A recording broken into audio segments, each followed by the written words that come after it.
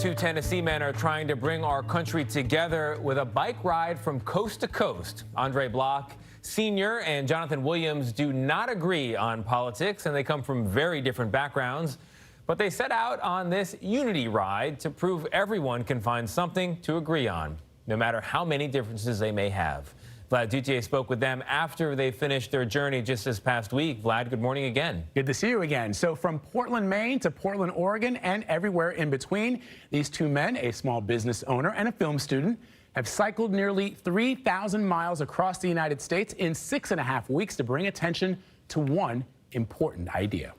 The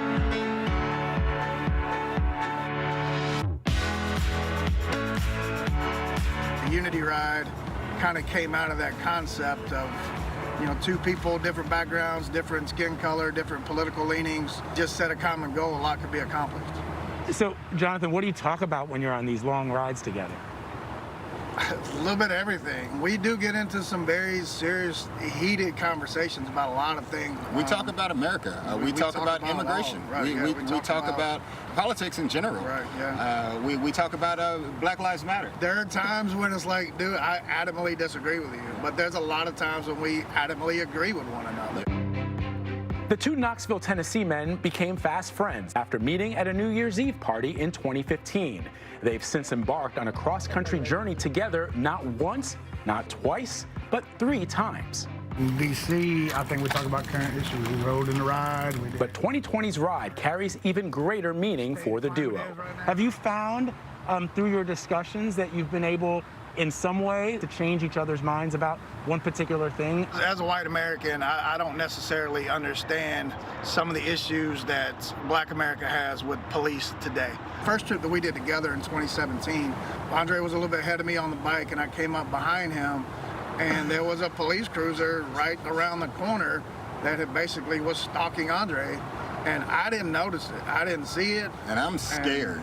But that's the first one that really made me realize that, hey, this is a true, legitimate reaction and a feeling that happens. It's one of the most profound moments of our relationship to see him have that understanding. Poignant moments all along the way. Andre and Jonathan both carve out time for the Unity Ride, supported by a couple of friends driving an RV, all hoping to inspire others to share some common ground. Every time we get back together and get on the bikes, it is for the unity of our country, and it feels so good to be able to get this message out.